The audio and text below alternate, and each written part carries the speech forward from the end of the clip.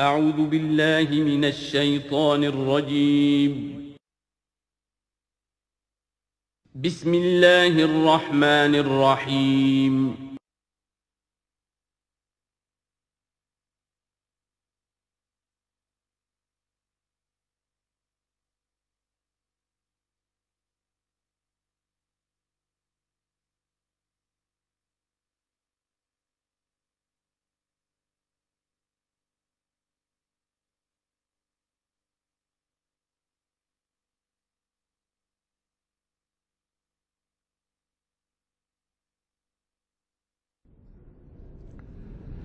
بسم اللہ اولہ و آخرہ۔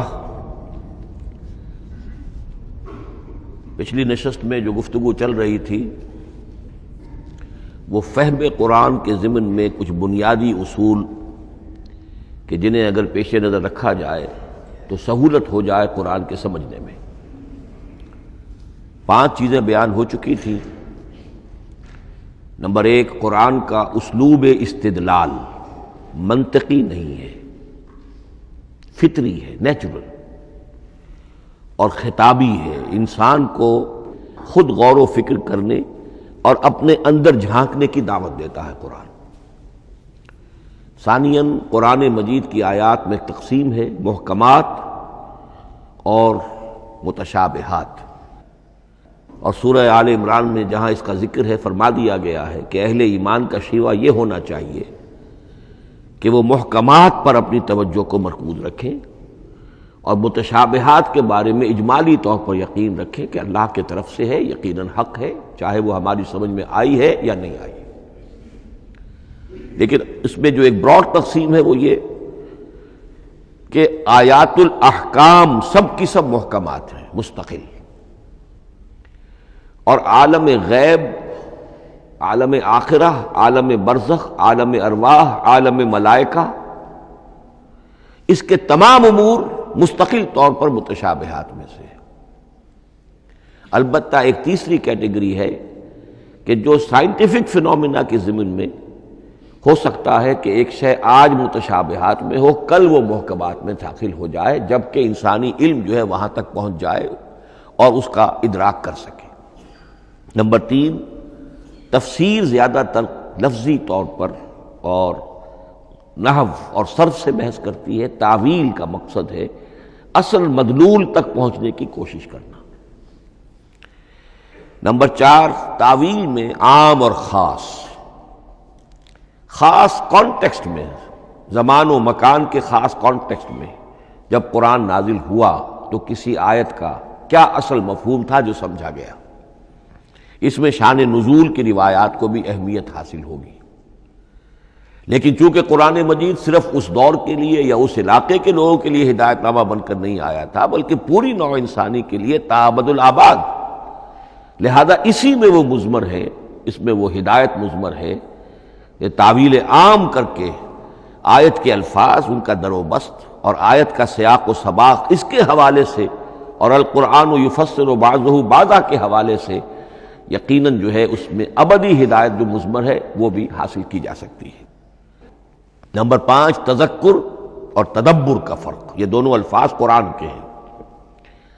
تذکر کے لیے 4 مرتبہ اللہ نے سورہ قمر میں چیلنجنگ انداز میں فرمایا ہے، وَلَقَدْ يَسَّرْنَا الْقُرْآنَ لِلذِّكْرِ فَهَلْ مِن مُدَّكِرٍ، ہم نے قرآن کو ذکر کے لیے، تذکر کے لیے، ہدایت اخذ کرنے کے لیے، بنیادی نصیحت حاصل کرنے کے لیے نہایت آسان بنایا ہے۔ تو ہے کوئی جو اس سے تذکر کرنا چاہے؟ اس تذکر بالقرآن کے لیے صرف یہ کافی ہے کہ انسان عربی زبان سے اتنا واقف ہو کہ اس کا ایک براہ راست مفہوم سمجھتا چلا جائے، اور دوسری شرط لازم ہے نیت کی درستی، طلب ہدایت پیش نظر ہو، اپنے علم کی دھوس جمانا جو ہے وہ مقصود نہ ہو، تو قرآن مجید سے تذکر حاصل ہو جائے۔ تدبر کے اعتبار سے قرآن مجید مشکل ترین کتاب ہے، بلکہ میں نے اس وقت ایک غلط لفظ استعمال کر دیا تھا، دنیا کی مشکل ترین، یہ دنیا کی کتاب ہے ہی نہیں، یہ تو مشکل ترین کتاب ہے، بھائی معنی کہ اللہ تعالیٰ کے علم کامل سے اس کا نزول ہوا ہے، اس علم کا احاطہ کسی انسان کے لیے ممکن نہیں ہے۔ اسی طرح یہ قرآن ایک ایسے سمندر کے مانند ہے جس کا نہ کوئی کنارہ ہے اور نہ ہی اس کی کوئی تہہ ہے۔ اس میں پوری زندگیاں کھپانے کے باوجود بھی افلا یتدبرون القرآن، تدبر، لیدبروا آیاتہ ولیتذکر اولو الالباب، یہ دو اصطلاحات خود قرآن کی ہیں۔ میرا جو کتابچہ ہے مسلمانوں پر قرآن مجید کے حقوق، اس میں نے ان پر تفصیل سے بحث کی۔ نمبر 6، دو اعتبارات سے قرآن مجید پر غور کرنے والے کا ایٹیچیوڈ ایک دوسرے سے بالکل متضاد ہوگا۔ احکام کے حوالے سے ایک طالب علم کا رخ پیچھے کی طرف ہونا چاہیے، اسلاف نے کیا سمجھا، ان سے پہلوں نے کیا سمجھا، ان سے پہلوں نے کیا سمجھا، صحابہ نے کیا سمجھا، یہاں تک کہ اپنے آپ کو محمد الرسول اللہ کے قدموں میں پہنچا دیجیے۔ دین کا عملی پہلو، حلال اور حرام، جائز و ناجائز، یہ چیزیں آپ کو، یہ نہیں کہ آپ کو نئے زمانے کی وہ جو بھی ریسرچ ہو اس کے حوالے سے اور نئے زمانے کے سائنسی جو حقائق ہیں ان کے حوالے سے بات کریں۔ دوڑ پیچھے کی طرف ہے گردش ایام، تو پیچھے سے پیچھے، پیچھے سے پیچھے، یہاں تک کہ مصطفیٰ برسا خیش را کے دی ہم اوست اگر بہو نہ رسیدی تمام مولا۔ لیکن حکمت، سائنس اس کے حوالے سے آگے بڑھی ہے، آگے سے آگے بڑھی ہے۔ وہ تو میں عرض کر چکا ہوں کہ وہ جو فینومینا قرآن مجید میں سائنٹیفک مذکور ہیں، ان کی اصل حقیقت جو ہے وہ ہمارے اگر اسلاف کو سمجھ میں نہیں آ سکی تو بات سمجھ میں آتی ہے۔ ابھی اس علم کی سطح ہی اتنی کمزور تھی، اتنی نیچی تھی کہ ان کی اس کا ادراک ممکن نہیں تھا۔ اس میں آگے بڑھیے تو اس میں بالکل متضاد ہو گیا کہ ایک میں زمانے کا ساتھ دینے کی بجائے زمانے سے بھی آگے چلو، اور ایک میں پیچھے پیچھے پیچھے پیچھے، یہاں تک کہ محمد الرسول اللہ والذین معہ، محمد الرسول اللہ والذین معہ، ان کے قدموں تک اپنے آپ کو پہنچا دو۔ آخری شے فہم قرآن کے ضمن میں، لیکن یہ last but not the least کے مصداق ہے، یہ بات بہت صراحت کے ساتھ مولانا مودودی نے لکھی ہے تفہیم القرآن کے مقدمے میں، اور بہت اہم بات ہے، بہت اہم بات۔ اور وہ یہ ہے کہ قرآن مجید ایک ایسی کتاب نہیں ہے جسے کوئی محقق اور ریسرچ اسکالر اپنی لائبریری میں بیٹھ کر اور ریفرنس بک سامنے رکھ کر ادھر سے ادھر اور سمجھ لے۔ اس کے سمجھنے کی شرط لازم یہ ہے کہ جو یہ راستہ دکھاتا ہے اس پر چلنا شروع کرے۔ ایک ایک قدم کے بعد قرآنی حقائق مزید منکشف ہوں گے، اور مزید منکشف ہوں گے، اور مزید منکشف ہوں گے۔ جب تک قرآن مجید کے بتائے ہوئے راستے پر آدمی چلے گا نہیں، قرآن کی اصل حقیقت اس پر کبھی منکشف نہیں ہوگی۔ چاہے تفسیر لکھ دے، وہ تو لفظوں کی بحث ہے، صرف اور نحو ہے، یا روایات ہیں، وہ جمع کر دیجئے۔ لیکن یہ کہ قرآن مجید کا صحیح فہم عمل کے بغیر ممکن ہے۔ جیسے قرآن مجید میں آتا زادتہم ایمانا، ایمان بڑھتا ہے، عمل کے ذریعے سے ایمان بڑھتا ہے۔ میں اس میں ایک شے کا اضافہ کر رہا ہوں۔ میرے نزدیک قرآن مجید مینول آف ریولیوشن، محمد عربی صلی اللہ علیہ وسلم نے ایک عظیم انقلاب برپا کیا دنیا میں، اور ایک انقلابی جد و جہد کی ہے۔ دعوت کے قبول کرنے والوں کو منظم کرنا، ان میں سم و طاعت کی عادت پیدا کرنا، پھر ان میں تن من دھن قربان کرنے کا جذبہ پیدا کرنا، پھر ان کا تزکیہ کرنا، ان کی تربیت، پھر جب وہ تیار ہو جائیں تو باطل سے ٹکر، اور اس میں پھر جہاد اور قتال کے مراحل، تاکہ انقلاب آ گیا، اور یہ کہ جاء الحق وزہق الباطل ان الباطل کان زہوقا۔ اس جد و جہد کے ہر مرحلے پر قرآن نازل ہو رہا ہے، جو اس مرحلے کے جو مسائل ہیں، جو اس مرحلے کے پرابلمز ہیں، جو اس مرحلے کی مشکلات ہیں، ان سے بحث کر رہا ہے۔ اب اگر کوئی فرد یا کوئی گروہ اس پروسیس میں وہ داخل ہی نہیں، وہ سمجھ ہی نہیں سکتا کہ یہ جو بات کہی جا رہی ہے اس کا اصل محل کیا ہے، مقام کیا ہے، کیوں کہی جا رہی ہے۔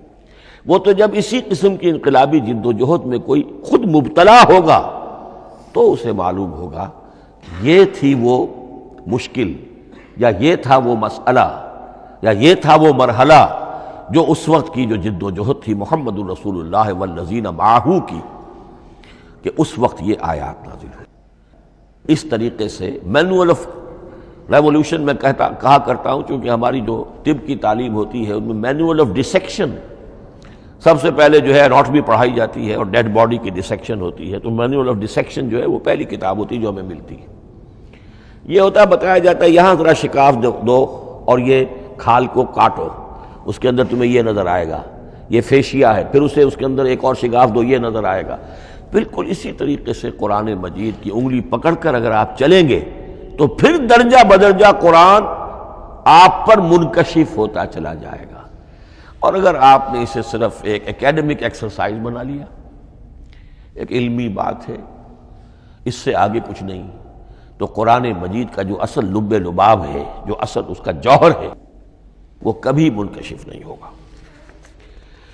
اب آئیے ایک اہم موضوع، اعجاز قرآن کے وجوہ کیا ہیں۔ پہلی بات تو یہ سمجھ لیجئے کہ قرآن مجید کی حقانیت پر بنیادی طور پر دو قسم کی دلیلیں ہیں۔ ایک دلیل خارجی ہے، خارجی دلیل محمد الرسول اللہ صلی اللہ علیہ وسلم کی شخصیت اور آپ کا کارنامہ، الصادق الامین۔ قد لبثت فیکم عمرا، میں تمہارے مابین ایک عمر گزار چکا ہوں، تم نے مجھے دیکھا، میرا کردار دیکھا، تم نے خود مجھے الصادق اور الامین کا جو ہے خطاب دیا، تو خود حضور کی شخصیت دلیل ہے قرآن مجید کی حقانیت پر۔ اس اعتبار سے ایک مضمون بہت اہم ہے، اور وہ یہ کہ قرآن اور محمد صلی اللہ علیہ وسلم اس طرح ایک دوسرے کے ساتھ جڑے ہوئے ہیں، گتھے ہوئے ہیں، ایک وحدت بن گئے ہیں، ایک آرگینک ہول بن گئے ہیں، کہ ایک دوسرے کے لیے شاہد بھی ہے اور ایک دوسرے کے لیے کمپلیمنٹری بھی ہے، جس کے لیے میں دو مقامات سے استشہاد کروں گا۔ سورہ بینہ میں فرمایا لم یکن الذین کفروا من اہل الکتاب والمشرکین منفکین حتی تأتیہم البینہ، اہل کتاب میں سے اور کفار میں سے، مشرکین میں سے جو لوگ جنہوں نے کہ کفر کیا تھا، وہ علیحدہ نہیں کیے جا سکتے تھے جب تک کہ بینہ نہ آ جاتی۔ اب بینہ کیا ہے؟ رسول من اللہ یتلو صحفا مطہرۃ فیہا کتب قیمہ۔ بینہ دو چیزوں سے مل کر بنی، رسول من اللہ یتلو صحفا مطہرۃ فیہا کتب قیمہ، رسول اور قرآن مل کر بینہ ہے۔ رسول کی شخصیت بین ہے، اور یہ قرآن مجید کے لیے دلیل ہے۔ دوسری طرف قرآن مجید محمد کی رسالت کا ثبوت ہے، جیسے کہ آپ دیکھتے ہیں یاسین والقرآن الحکیم انک لمن المرسلین، والقرآن الحکیم، قسم ہے اس قرآن حکیم کی، یعنی یہ قرآن حکیم گواہ ہے، شاہد عادل ہے کہ اے محمد آپ اللہ کے رسول ہیں۔ محمد کی شخصیت، حقانیت قرآن پر دلیل، قرآن محمد کی رسالت پر دلیل، ایک دوسرے کے شاہد۔ دوسرا مقام سورہ طلاق کا ہے، قد انزل الیکم ذکرا، دیکھو لوگو اللہ نے تمہارے لیے یاد دہانی ذکر نازل کر دیا ہے۔ وہ یاد دہانی کیا ہے؟ رسولا یتلو علیکم آیات اللہ مبینات، اللہ کا ایک رسول جو تمہیں پڑھ کر سنا رہا ہے اللہ کی آیات بینات۔ یہ دونوں چیزیں مل کر بینہ بنا، دونوں چیزیں مل کر ذکرا بنا۔ اس حوالے سے یہ دونوں چیزیں ایک دوسرے کے ساتھ یوں سمجھیے کہ اس طریقے سے گتھی ہوئی ہیں دونوں حقیقتیں، اس طرح جمع ہیں کہ ایک دوسرے سے جدا نہیں کی جا سکتی۔ اگلی بات یہ سمجھیے کہ قرآن مجید محمد الرسول اللہ کا اصل معجزہ، بلکہ اس سے آگے بڑھ کر ایک لفظ استعمال کروں گا، واحد معجزہ ہے۔ آپ شاید حیران ہو کہ اور بھی تو معجزات بیان ہوتے ہیں حضور کے، لیکن میری بات سمجھیے، غور کیجیے۔ ان واقعات سے مجھے انکار نہیں ہے، لیکن جو بات میں کہنا چاہتا ہوں اس کو اچھی طرح سمجھیے۔ معجزہ کہتے کسے ہیں؟ معجزہ عاجز کر دینے والی شے۔ اس معجزے میں دو چیزیں ہونی لازم ہیں، دعویٰ اور تحدی، چیلنج۔ جب کہ کوئی خرق عادت کوئی شے پیدا ہو جائے، خرق عادت اسے کہتے ہیں کہ فزیکل لا ایک ہے، پانی، واٹر کیپس اٹس سرفیس، حضرت موسیٰ کا عصا اس پر لگا اور سمندر پھٹ گیا، خرق عادت ہے۔ یعنی جو عادی قانون ہے، عام طور پر جو قوانین طبعیہ ہیں، ان کا پھٹ جانا، ختم ہو جانا، ٹوٹ جانا، اور کسی حقیقت کا اس میں سے ظاہر ہو جانا جو ان فزیکل لاز کے خلاف۔ آگ کے بارے میں قانون کیا ہے؟ وہ جلاتی ہے، لیکن یہ کہ یہ معجزہ ہے، یہ خرق عادت ہے کہ حضرت ابراہیم آگ میں ڈالے گئے، اس نے نہیں جلایا، یا نارو کونی بردن و سلام علی ابراہیم۔ تو خرق عادت کو اب دو قسموں میں آپ سمجھیے۔ ایک خرق عادت وہ ہے جو دعوے کے ساتھ پیش کیا جائے، اپنی صداقت، اپنی رسالت کی حقانیت اور صداقت کے ثبوت کے طور پر، اور اس میں چیلنج کیا جائے کہ آؤ مقابلہ کر لو۔ وہ اس رسول کا اصل معجزہ ہوتا ہے۔ ایک خرق عادت وہ ہے جو اللہ تعالیٰ اپنے نیک بندوں کی بزرگی کو ظاہر کرنے کے لیے، غیر انبیاء کے لیے بھی کرامات جنہیں ہم کہتے ہیں ہو جاتی ہے۔ بہت سے صحابہ سے وہ کرامات ثابت ہیں۔ حضرت عمر رضی اللہ تعالی عنہ کو شام کا میدان جنگ دکھا دیا گیا، یا ساریۃ الی الجبل کے الفاظ آپ نے فرمائے۔ ابھی تو ٹیلی ویژن کہیں نہیں تھا، ابھی یہ سارے وسائل و ذرائع موجود نہیں تھے، یہ خرق عادت ہے۔ غیر نبی کے لیے اسے ہم کہیں گے کہ یہ کرامات ہے۔ نبی کے لیے لفظ معجزہ اختیار کر لیا جاتا ہے، لیکن معجزہ اس کو نہیں کہنا چاہیے، اصل میں یہ بھی نبی کے لیے کرامات کے درجے کی شے ہے جو اس سے بلند ہے۔ معجزہ وہ ہے جسے کوئی نبی دلیل کے طور پر پیش کرے اور اس پر چیلنج کرے کہ آؤ اور مقابلہ کرو۔ مثلا حضرت موسیٰ علیہ السلام کو دو معجزے دیے گئے، اور اس میں سے جو سانپ بن جانا تھا لاٹھی کا، وہ معجزہ ہے جس پر چیلنج بھی آیا اور ساحروں سے مقابلہ بھی کیا، اور ساحر شکست کھا گئے، عاجز آ گئے۔ القی السحرۃ ساجدین، وہ سارے جادوگر جو ہیں فوری طور پر بے اختیار سجدے میں گر گئے۔ آمنا برب موسیٰ و ہارون، ہم ایمان لے آئے موسیٰ اور ہارون کے رب پر۔ یہ معجزہ ہے۔ اس معنی میں محمد الرسول اللہ صلی اللہ علیہ وسلم کا معجزہ صرف قرآن حکیم۔ قرآن مجید میں آپ سورہ انعام میں بھی دیکھیں گے بہت ہی شدت کے ساتھ، سورہ بنی اسرائیل میں دیکھیں گے بڑی تفصیل کے ساتھ معجزے طلب کیے گئے۔ آپ اس مکے کی سرزمین میں ابھی ہمارے دیکھتے ہی دیکھتے چشمہ نکال دیجئے، ہم مان لیں گے آپ اللہ کے رسول ہیں۔ آپ ہماری نگاہوں کے سامنے آسمان پر چڑھ کر دکھائیے، پھر وہاں سے کتاب لے کر اتریے، پھر ہم سمجھ لیں گے آپ اللہ کے رسول ہیں۔ آپ کے لیے چشم زدن میں کوئی محل سونے کا چاندی کا تیار ہو جائے، مان لیں گے آپ کو اللہ کے رسول ہیں۔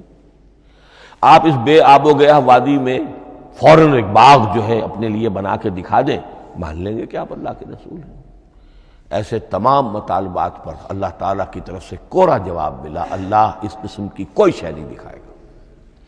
بلکہ سورہ انعام جب ہم پڑھیں گے وہاں تو بہت ہی واقعہ یہ ہے کہ اس کو پڑھ کر رقت طاری ہوتی ہے کہ ایک موقع پر ایسا محسوس ہوتا ہے کہ حضور صلی اللہ علیہ وسلم کی طبیعت مبارکہ میں یہ خیال پیدا ہو گیا کہ اللہ کو ایسی شے ان کو دکھائی دی جائے تاکہ چپ تو ہو جائیں، نہ بھی مانیں گے چپ تو ہوں گے، ورنہ تو عوام کے سامنے ان کی دلیل مجھ پر قائم ہو رہی ہے کہ بھائی یہ رسالت کے مدعی ہے، ہم کہتے ہیں معجزہ دکھاؤ، معجزہ نہیں دکھاتے، تو پوزیشن میری جو ہے کمزور ہو رہی ہے۔ وہاں جس انداز میں اللہ نے کہا ہے، ہرگز نہیں، اے نبی اگر آپ کے اختیار میں ہے تو کہیں آسمان پر سیڑھی لگا لیجئے یا زمین میں سرنگ لگا کے کوئی معجزہ لا سکتے ہو تو لے آئیے، ہم نہیں دکھائیں گے۔ رقت طاری ہوتی ہے۔ تو حضور کا معجزہ اس معنی میں صرف ایک ہے اور وہ قرآن ہے۔ اچھا، اس کے لیے کیسے کیسے چیلنج کیے گئے؟ ام یقولون تقولہ بل لا یؤمنون فلیاتوا بحدیث مثلہ ان کانوا صادقین، سورۃ الطور۔ کیا ان لوگوں کا کہنا یہ ہے کہ یہ کلام خود محمد نے موضوع کر لیا ہے صلی اللہ علیہ وسلم؟ تو اگر ایسی بات ہے تو وہ بھی ایسا ہی کلام پیش کر دیں۔ تحدی، اس چیلنج کو کوئی قبول نہیں کر سکا۔ کم سے کم اس شرافت کا اقرار کرنا پڑتا ہے کہ اس وقت عرب قوم میں یہ شرافت تھی کہ کسی نے اٹمپٹ بھی نہیں کی، ورنہ کوئی شخص الٹی سیدھی عبارت لکھ کر لے آتا اور کھڑا ہو کر کہہ دیتا کہ ٹھیک میں کہتا ہوں یہ ہے، یہ قرآن کی طرح کا کلام ہے۔ نہیں، کسی نے نہیں کیا۔ تاریخ یہ بتاتی ہے کہ اس تحدی کا کوئی کسی نے قبول نہیں کیا۔ اسی طرح فرمایا سورہ بنی اسرائیل میں، قُلْ لَئِنِ اجْتَمَعَتِ الْإِنسُ وَالْجِنُّ عَلَىٰ أَن يَأْتُوا بِمِثْلِ هَٰذَا الْقُرْآنِ لَا يَأْتُونَ بِمِثْلِهِ وَلَوْ كَانَ بَعْضُهُمْ لِبَعْضٍ ظَهِيرًا۔ چیلنج ہے، اے نبی کہہ دیجئے اگر تمام انسان، تمام جن مل کر بھی چاہیں کہ ایسی کوئی کتاب وہ مرتب کر لے، نہیں کر سکیں گے، چاہے وہ سب کے سب ایک دوسرے کی مدد کریں۔ ہے کہ نہیں چیلنج؟ اسی طریقے سے سورہ ہود میں فرمایا، اب اس کو کہتے ہیں برسبیل تنزل، پوری کتاب نہیں لا سکتے قرآن جیسی، چلو تو 10 صورتیں لے آؤ۔ قُلْ فَاتُوا بِعَشْرِ سُوَرٍ مِثْلَهُ مُفْتَرَيَاتٍ، اے کہیے اے نبی، سورہ ہود کی آیت نمبر 13 ہے، اس جیسی کوئی 10 صورتیں لے آؤ، 114 نہ صحیح 10 صحیح۔ یہ بھی نہیں ہوا تو برسبیل تنزل اور سورہ یونس میں فرمایا، قُلْ فَاتُوا بِسُورَةٍ مِّن مِثْلِهِ، ایک سورت ہی لے آؤ۔ اور اسی کو سورہ بقرہ کے 30 رکوع میں دہرایا گیا، وَإِن كُنتُمْ فِي رَيْبٍ مِّمَّا نَزَّلْنَا عَلَىٰ عَبْدِنَا فَأْتُوا بِسُورَةٍ مِّن مِّثْلِهِ وَادْعُوا شُهَدَاءَكُم مِّن دُونِ اللَّهِ إِن كُنتُمْ صَادِقِينَ۔ لیکن نوٹ کر لیجئے کہ کسی نے یہ جرأت نہیں کی، نہ قرآن کے اس دعوے کو چیلنج کیا، نہ کسی نے مقابلے کی کوشش کی، نہ کوئی اپنی کوئی تصنیف و تالیف یا اپنا کوئی کمپوزیشن لا کر اور یہ دعویٰ کر کے کھڑا ہوا کہ جمع کر لیجئے، منصف بلا لیجئے، کوئی کمیشن بٹھا لیجئے، میرا یہ کلام بھی بالکل ہم وزن ہے اس کلام کے۔ نہیں۔ اب ہمیں دیکھنا یہ ہے کہ وجوہ اعجاز قرآن مجید کے کیا کیا ہے۔ معجزہ تو یہ ہے، حضور کا اصل معجزہ یہ ہے، لیکن معجزہ کس کس پہلو سے ہے؟ یہ ایک ایسا موضوع ہے کہ جس پر پوری تصانیف لکھی گئی ہیں۔ وجوہ الاعجاز، وجوہ اعجاز القرآن، قرآن کے معجزہ ہونے کے کون کون سے پہلو ہیں۔ اس کا واقعہ یہ ہے کہ احسان ناممکن ہے، اور جیسے جیسے زمانہ آگے بڑھے گا اس کے اور پہلو واضح ہوتے جائیں گے۔ سنوریہم آیاتنا فی الآفاق وفی انفسہم حتی یتبین لہم انہ الحق۔ لیکن یہ کہ کس کس پہلو سے یہ معجزہ ہے، چند موٹی موٹی باتیں ضرور سمجھ لیجئے۔ لغت، ادب، فصاحت، بلاغت، عذوبت، مٹھاس، اس کے اعتبار سے قرآن معجزہ ہے۔ لیکن اس اعتبار سے قرآن معجزہ ہے، یا تو تھا اپنے زمانے کے عربوں کے لیے، غیر عرب کے لیے تو نہیں تھا۔ غیر عرب جو ہے قرآن مجید کی جو بھی فصاحت و بلاغت ہے، اس کا جو لٹریری بیوٹی ہے، اس کو تو وہ اپریشیٹ نہیں کر سکتا تھا۔ یہ حصہ جو ہے یا تو عربوں کے لیے تھا اس وقت دائمی، یا آج بھی عرب کچھ نہ کچھ، بہرحال عربی ان کی زبان ہے، وہ پڑھتے ہیں، جیسا کہ میں نے عرض کیا تھا، چاہے عیسائی ہوں اور چاہے یہودی ہوں، وہ بھی اپنے ہاں لٹریچر کی، عربی لٹریچر کی ہائیسٹ کتاب کی حیثیت سے قرآن مجید پڑھانے پر مجبور ہے۔ ایک پہلو اس کا یہ ہے، اور اسی کے حوالے سے نوٹ کیجئے حضرت لبید رضی اللہ تعالی عنہ، یہ سبع معلقہ کے شعراء میں سے تھے آخری۔ عربوں میں چونکہ اس کا بڑا چرچا تھا شاعری کا، تو ان کا جو سالانہ جشن ایک ہوتا تھا، اس میں وہ بہت بڑے بڑے شعراء سب جمع ہوتے تھے، اپنے اپنے قصیدے پڑھتے تھے، اور جس کا قصیدہ سمجھا جاتا تھا کہ سب سے اعلیٰ ہے، سب سے بلند ہے، سب سے عمدہ ہے، اب اسے اس سال کے لیے وہ گویا کہ ملک الشعراء اس کو مانا جاتا تھا کہ یہ شاعروں کا بادشاہ ہے، اور تمام شاعر اسے سجدہ کرتے تھے بالفعل۔ اور اس کے قصیدے کو کعبے کی دیوار کے ساتھ ٹانگ دیا جاتا تھا، معلق کر دیا جاتا تھا۔ ایسے 7 قصیدے ہیں جن کے مجموعے کا نام ہے 7 معلقہ۔ اس 7 معلقہ جو ہے 7 جو سلسلے ہیں، ان میں آخری حضرت لبید کا ہے، وہ ایمان لے آئے۔ ایمان لانے کے بعد انہوں نے شعر کہنا چھوڑ دیا۔ اس پر حضرت عمر نے ایک دفعہ ان سے کہا کہ لبید اب آپ شعر نہیں کہتے۔ ان کا جواب تھا ابعد القرآن، کیا قرآن کے بعد بھی کسی کے لیے کوئی موقع ہے کہ وہ کچھ کہنے کی کوشش کرے؟ فصاحت اور بلاغت کی تو معراج قرآن مجید ہے، وہ آ چکی ہے۔ تو جہاں تک اہل عرب کے لیے اس کا معجزہ ہونا خاص طور پر اس دور میں اور اب بھی کسی درجے میں، اس میں تو اہمیت ہے اس کی ادبیت، اس کی فصاحت، اس کی بلاغت، اس کی عذوبت۔ دائمی اور ابدی یہ کس اعتبار سے معجزہ ہے؟ عہد حاضر میں اور غیر عرب لوگوں کے لیے۔ نمبر 1، سائنسی حقائق کا انکشاف۔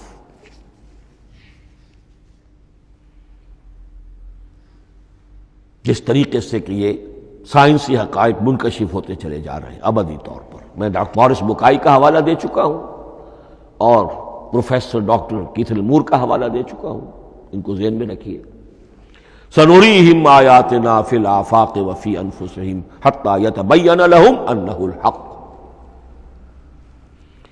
نمبر 2، حضور کا وہ کارنامہ کہ آپ نے ایک عظیم انقلاب برپا کر کے دکھایا اور وہ نظام قائم کر کے دکھایا کہ جس سے بہتر، جس سے عادلانہ، جس سے زیادہ منصفانہ کوئی نظام دنیا میں نہ آج تک قائم ہوا ہے اور نہ اس کی کوئی دوسری نظیر پیش کی جا سکتی۔ یہ ہے سب سے بڑا معجزہ، اور معجزہ ہوا قرآن سے۔ اتر کر حرا سے سوئے قوم آیا اور ایک نسخہ کیمیا ساتھ لایا۔ یہ سارا معجزہ، جیسا کہ میں نے شروع میں عرض کیا ہے، محمد اور قرآن دونوں مل کر بینہ بھی ہے تو رسول من اللہ یتلو صحفا مطہرۃ فیہا کتب قیمہ، اور قد انزل الیکم ذکرا رسولا یتلو علیکم آیات اللہ المبینات۔ یہ معجزہ جو ہے جس کے حوالے سے دنیا میں بڑی بڑی شخصیات نے شہادت دی۔ ایم این رائے اس صدی کا ایک بہت بڑا انقلابی شخص، کمیونسٹ انٹرنیشنل کا رکن، اس صدی کی ابتدا میں جو شورا تھا، جو غلغلہ تھا، جو ولولہ تھا بولشوک ریولوشن کا، اور جو دنیا کے اندر ایک دھوم مچ گئی تھی، اس کو ذہن میں رکھیے۔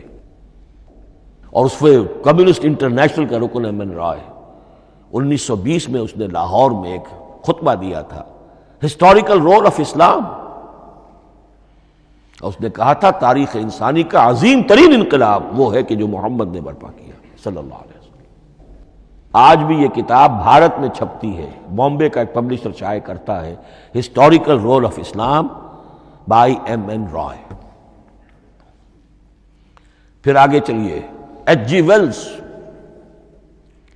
اگرچہ انتہائی رقیق حملے کرتا ہے حضور کی زندگی کے بعض پہلوؤں پر، جیسے رشدی نے کیے ہیں یا جیسے تسلیمہ نسرین ایک بنگالی خاتون نے کیے ہیں، اسی طرح کے حملے کیے اس نے بھی۔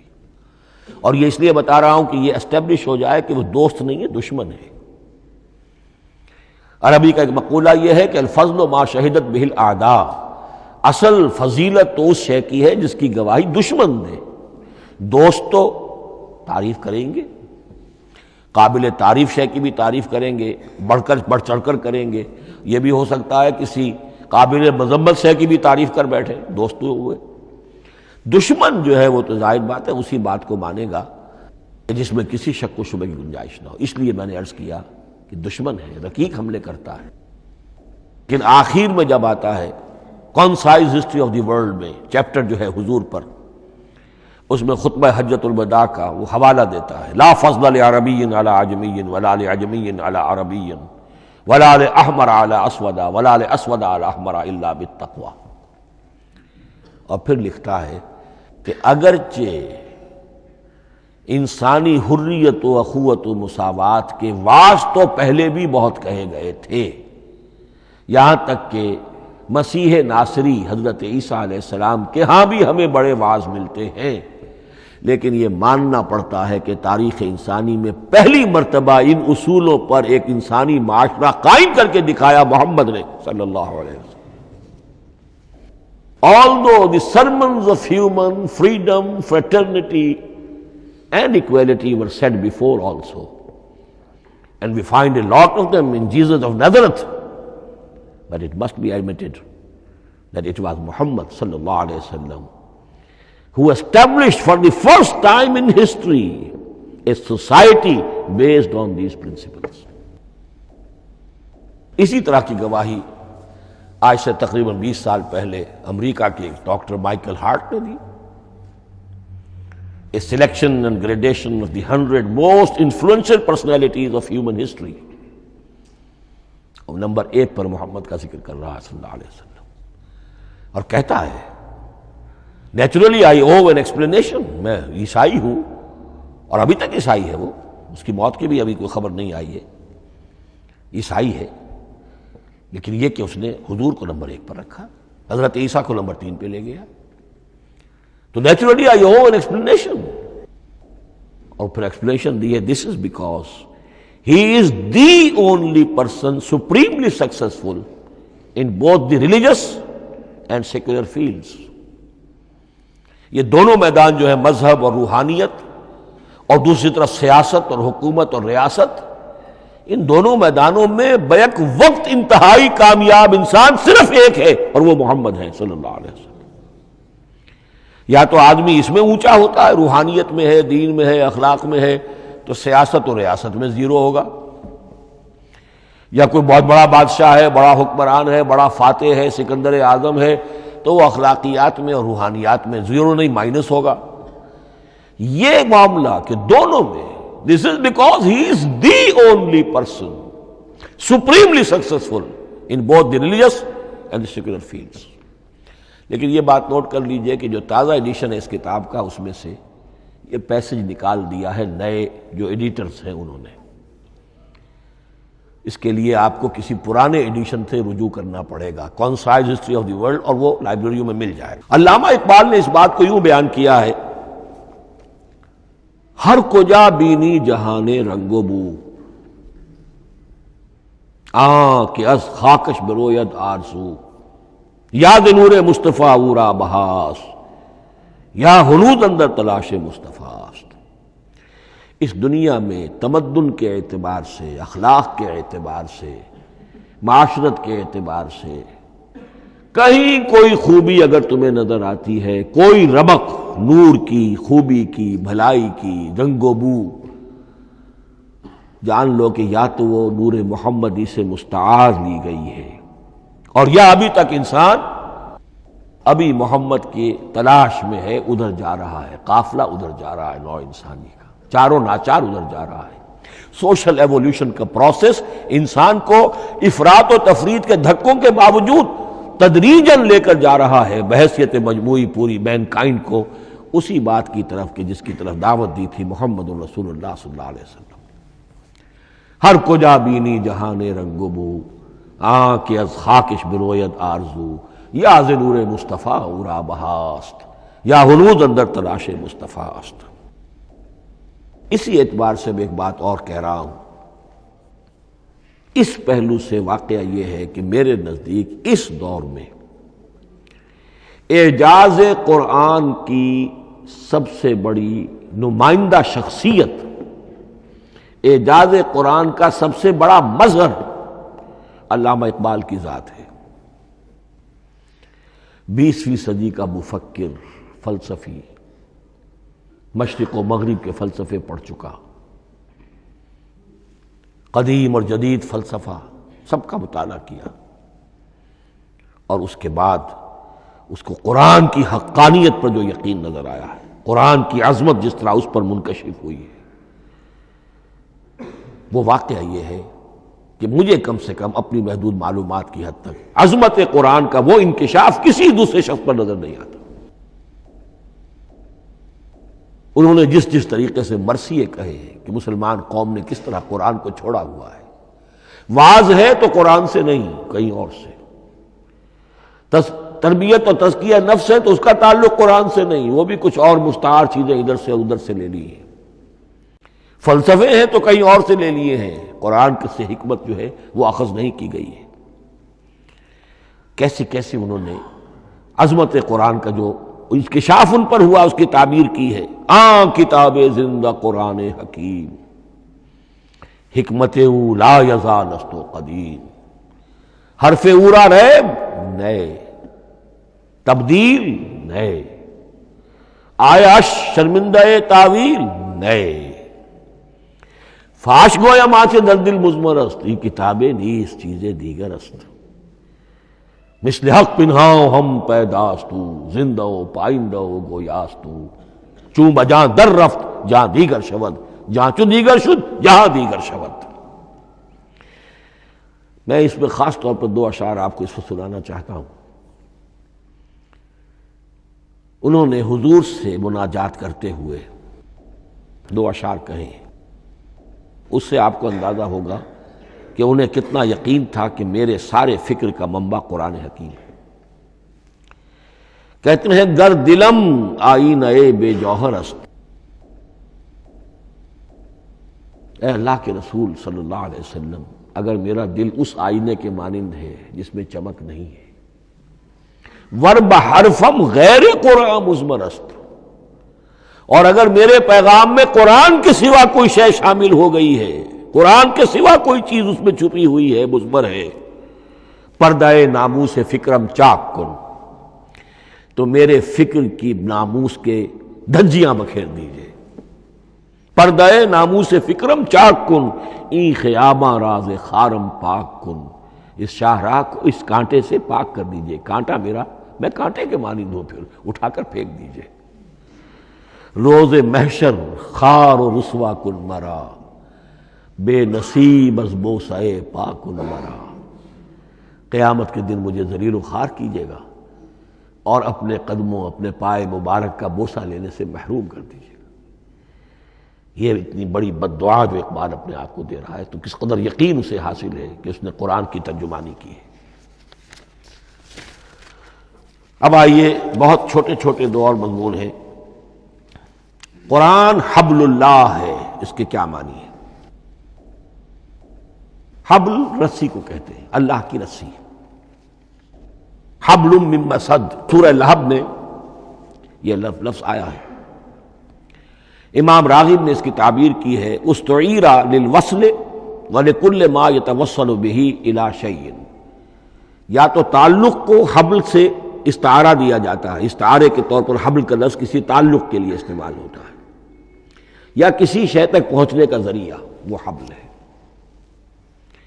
اب یہ ہمیں لفظ ملتا ہے حضرت علی رضی اللہ تعالیٰ عنہ کی روایت میں، هو حبل اللہ المتین، ترمذی میں یہ الفاظ موجود ہیں، حضرت علی سے منقول ہے رضی اللہ تعالی عنہ، یہی ہے اللہ کی مضبوط رسی، کیونکہ قرآن مجید میں آتا ہے وَاعْتَصِمُوا بِحَبْلِ اللَّهِ جَمِيعًا، تو حبل اللہ کون سی ہے؟ پھر یہ حضرت عبداللہ ابن عمر سے بھی ہے، یہ روایت موجود ہے رزین میں، هو حبل اللہ المتین، یہ قرآن ہی اللہ کی مضبوط رسی ہے۔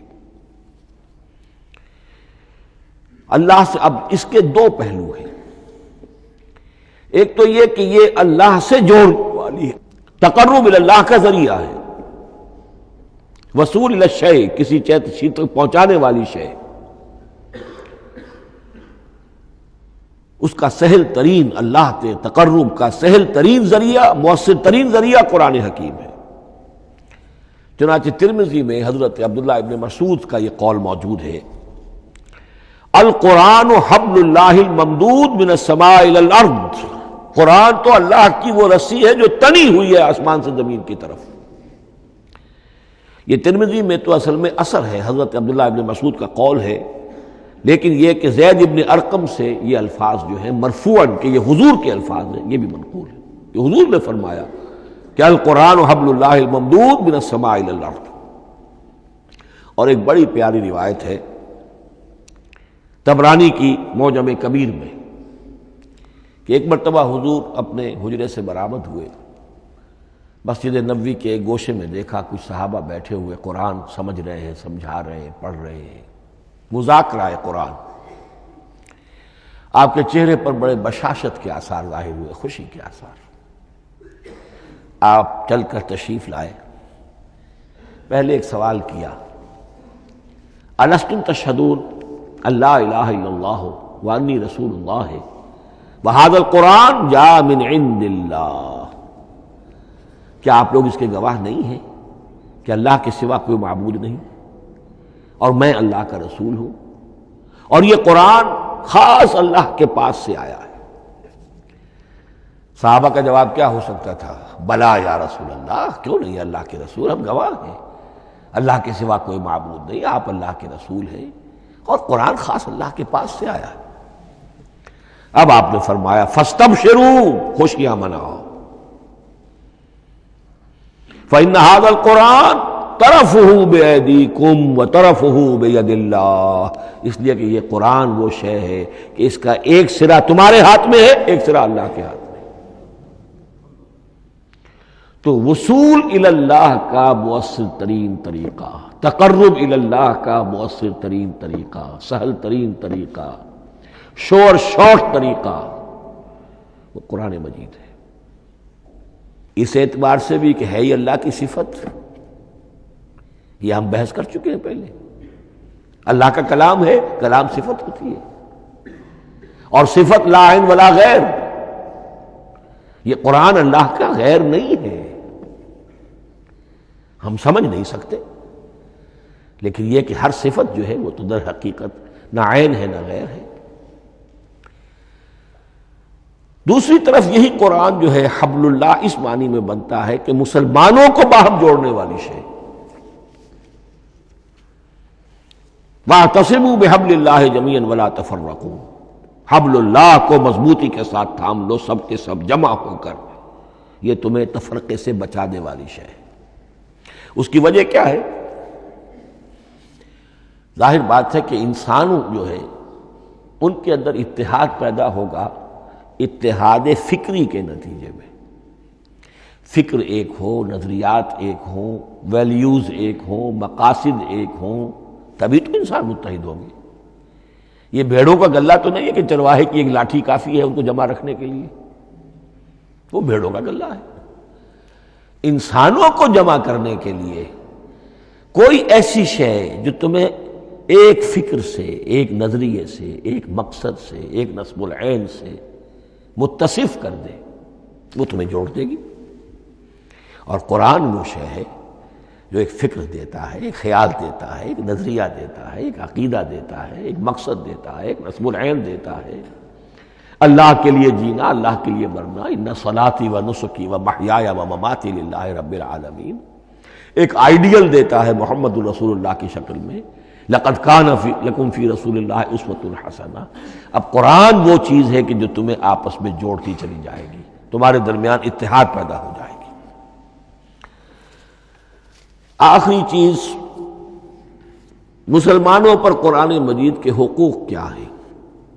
یہ صرف اشارہ کروں گا اس لیے کہ اس پر میرا کتابچہ موجود ہے، اور اس کتابچے کو اللہ تعالیٰ نے بہت قبول عام عطا فرمایا۔ اس کا انگریزی ترجمہ کیا ایک صاحب نے، از خود کیا، خود ہی ٹائپ کیا، خود ہی چھپوایا۔ عربی ترجمہ ایک صاحب نے کیا، خود کیا۔ فارسی ترجمہ ایک صاحب نے کیا، خود کیا، بغیر کسی معاوضے کے۔ ملیشیا میں وہ چھپ چکا ہے، لاکھوں کی تعداد میں عام ہو چکا ہے۔ پھر میں نے ایک موقع پر 1970 میں رمضان مبارک کے دوران آخری عشرے میں مولانا بن نوری رحمۃ اللہ علیہ تشریف لائے ہوئے تھے مدینہ منورہ، اور میں نے بھی وہ پورا رمضان مبارک اس سال وہیں کیا تھا۔ میں نے ان کو دیا تھا کہ آپ دیکھیے اس میں کوئی غلطی ہو تو مجھے بتا دیجئے، میں اسے بڑے پیمانے پر شائع کرنا چاہتا ہوں۔ انہوں نے حالت اعتکاف میں مسجد نبوی میں پڑھا ہے، صرف ایک جگہ ایک جملے میں انہوں نے اصلاح تجویز کی، وہ میں نے کر دی۔ اس اعتبار سے اب یہ کتابچہ جو ہے مصدقہ ہے مولانا محمد یوسف بن نوری رحمۃ اللہ علیہ کا۔ اس میں اللہ تعالیٰ نے جو بات مجھ سے کہلوا دی تھی، تقریباً 30 سال پہلے کی بات ہے، ہر مسلمان پر قرآن مجید کے 5 حقوق حسب استعداد و توفیق عائد ہوتے ہیں۔ پہلے یہ کہ اس پر ایمان ہو جیسا کہ ایمان کا حق ہے، صرف زبانی ایمان نہیں، دل سے یقین کہ یہ اللہ کا کلام ہے۔ اور اس کا نتیجہ کیا ہوگا؟ پھر عظمت اس کی پیدا ہوگی، ایمان و تعظیم، یہ پہلا حق ہے۔ تلاوت و ترتیل، اس کو پڑھے جیسے کہ پڑھنے کا حق ہے، پھر سمجھے جیسے کہ سمجھنے کا حق ہے، تذکر و تدبر، پھر عمل کرے، انفرادی طور پر بھی اجتماعی طور پر بھی۔ انفرادی طور پر جو آپ کی زندگی کے معاملات ہیں وہ آپ قرآن کے مطابق طے کریں، قومی سطح پر حکومت اور ریاست اور قانون اور سیاست، اس کے سارے تقاضے قرآن کے مطابق پورے ہوں، اور آخری یہ کہ اس قرآن کو پہنچائیں اور عام کریں، جس کے لیے حضور نے اس حد تک اس میں عمومیت کر دی ہے کہ بلغوا انی ولو آیۃ، پہنچاؤ میری جانب سے خواہ ایک ہی آیت پہنچاؤ، میرا کوئی امتی اس سعادت سے بالکل محروم نہ رہ جائے۔ اول تو خیرکم من تعلم القرآن وعلمہ، تم میں سے بہترین لوگ وہ ہیں جو اسی کے لیے اپنے آپ کو وقف کر دیں، قرآن پڑھیں اور پڑھائیں، سیکھیں اور سکھائیں، سمجھیں اور سمجھائیں۔ اس لیے کہ سمجھنے اور سمجھانے، سیکھنے اور سکھانے، پڑھنے اور پڑھانے کا بھی کوئی ایک لیول تو نہیں ہے، ایک عام لوگوں کی سطح ہے، ایک ان سے اوپر کی سطح ہے، ایک انٹلیکچوئلز کی سطح ہے، ایک جینیس لوگوں کی سطح ہے۔ ان تمام سطحوں پر قرآن کو سمجھانے کے لیے، پہنچانے کے لیے خود بھی تو اوپر اٹھنا پڑے گا، خود اسے سیکھنا پڑے گا، خود اس کی گہرائی میں غوطہ زنی کرنی پڑے گی، اور یہ ایک لائف لانگ پروسیس ہے، یہ کوئی پارٹ ٹائم جاب نہیں ہے، یہ کوئی صرف پیس ٹائم نہیں ہے، یہ کوئی ہابی نہیں ہے، ہمہ وقت ہمہ تن، خیرکم من تعلم القرآن وعلمہ۔ اب آخری بات بتا رہا ہوں، اور وہ یہ ہے کہ قرآن مجید وحی باللفظ ہے، صرف وحی بالمعنی نہیں ہے۔ یہ بحث اصل میں کیونکہ ہمارے پڑھے لکھے طبقے میں کچھ زیادہ ہو جاتی ہے، خاص طور پر جو مشنری اسکولوں وغیرہ میں پڑھے ہوں اور عیسائیت اور اس کے عقائد اور اس کے فلسفے کی کوئی تھوڑی بہت ان کو کوئی چھوت لگ گئی ہو۔ عیسائیوں کے ہاں یہ عقیدہ ہے، اجماعی عقیدہ ہے کہ وحی بالمعنی ہوتی ہے، یعنی وحی کا ایک مفہوم ہے جو نبی پر اتار دیا جاتا ہے، پھر نبی اپنے الفاظ میں اسے ادا کرتا ہے۔ لفظ اللہ کے نہیں ہوتے، لفظ نبی کے ہوتے ہیں، مفہوم اللہ کا ہوتا ہے۔ ان کے لیے مجبوری یہ ہو چکی ہے جس کی وجہ سے انہیں یہ عقیدہ اپنانا پڑا کہ کوئی ایک انجیل ہے ہی نہیں، 104 انجیلوں میں سے وہ انہوں نے 4 سلیکٹ کی تھی کینونیکل گاسپلز، باقی جو ہیں وہ اب وہ ان کو مستند نہیں مانتے، اپوکریفل کہتے ہیں۔ اور میں نے ایک مرتبہ ایک پادری صاحب سے، مسٹر وائٹ ہوتے تھے منٹگمری میں نے ان سے پوچھا which one of them is Bible؟ یہ متی اور یہ لیوک اور مارکس اور جان، ان میں سے کون سی بائبل کون سی ہے؟ تو اس نے جواب دیا none of them is Bible، Bible is in them، ان میں سے کوئی ایک بھی مشخص طور پر، معین طور پر بائبل نہیں ہے، بائبل ان میں ہے بحیثیت مجموعی۔ لہذا ان کے لیے یہ عقیدہ جو ہے وہ لازم سا ہو گیا۔ ہمارے ہاں بھی بعض فلاسفہ نے اس قسم کی باتیں کی ہے کہ جن سے یہ دھوکہ لگتا ہے، لیکن میں خاص طور پہ چونکہ علامہ اقبال کا تذکرہ میں نے آج کیا ہے، اسی حوالے سے میں ان کا ایک واقعہ بیان کرنا چاہتا ہوں۔ ایف سی کالج لاہور کے پرنسپل تھے ڈاکٹر یوئنگ، ایک دعوت تھی، اس میں علامہ بھی تھے، وہ بھی تھے۔ تو ڈاکٹر یوئنگ نے کہا، وہ بڑا فلسفی تھا، کہ ڈاکٹر اقبال ہم نے سنا ہے کہ آپ بھی وحی باللفظ کے قائل ہیں، آپ جیسا پڑھا لکھا شخص، عالم، دانا۔ علامہ اقبال نے فرمایا جی ہاں، اور مجھے تو اس کا ذاتی تجربہ ہے، مجھ پر تو جو شعر نازل ہوتے ہیں وہ الفاظ میں ڈھلے ہوئے ہوتے ہیں، میں ان میں تبدیلی کرنا چاہوں تو نہیں کر سکتا۔ تو اگرچہ اس سوال، اس جواب کو ہم کہیں گے کہ یہ الاجوبۃ المسکتہ، مسکت، چپ کر دینے والا جواب تھا کہ جو علامہ اقبال نے دیا، لیکن ذہن میں رکھیے یہ کہ جو وحی باللفظ ہے وہ ختم ہو چکی محمد الرسول اللہ صلی اللہ علیہ وسلم پر۔ وحی رسالت وحی باللفظ ہے، وہ ختم ہو چکی۔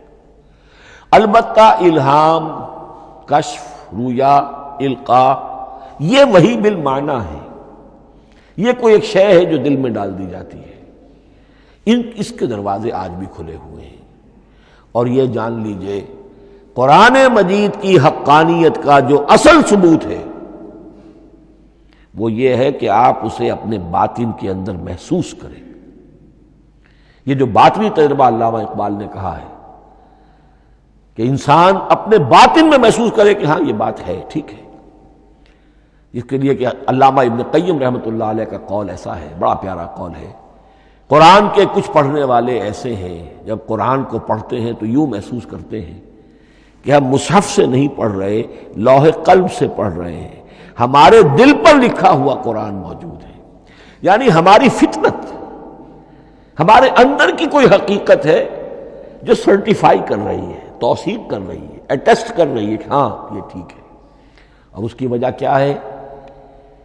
ہماری روح اور اس قرآن کا منبع وہ ایک ہی ہے، وہ ذات باری تعالیٰ ہے، یہ کلام اللہ ہے، اور ہماری روح امر اللہ۔ یسألونک عن الروح قل الروح من امر ربی وما اوتیتم من العلم الا قلیلا۔ بس میں اسی پر اکتفا کر رہا ہوں۔ اب گمان غالب یہی ہے کہ کل تو تراویح ہوگی انشاءاللہ، اس لیے کہ سنا یہ ہے کہ آج بھی روزہ تھا سعودی عرب میں، تو اب اس سے زیادہ تو تاخیر اب ممکن نہیں ہے، تو کل انشاءاللہ تعالی دورہ ترجمہ قرآن شروع ہو جائے گا۔ بارک اللہ لی و لکم فی القرآن العظیم ونفعنی و ایاکم بالآیات والذکر الحکیم۔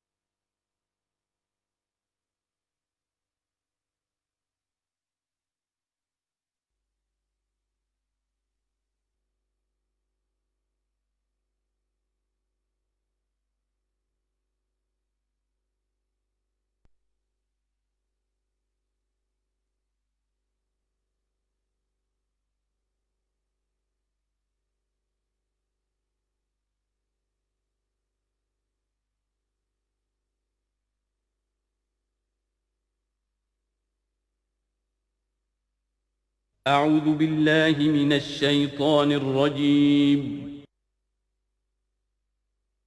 بسم الله الرحمن الرحيم.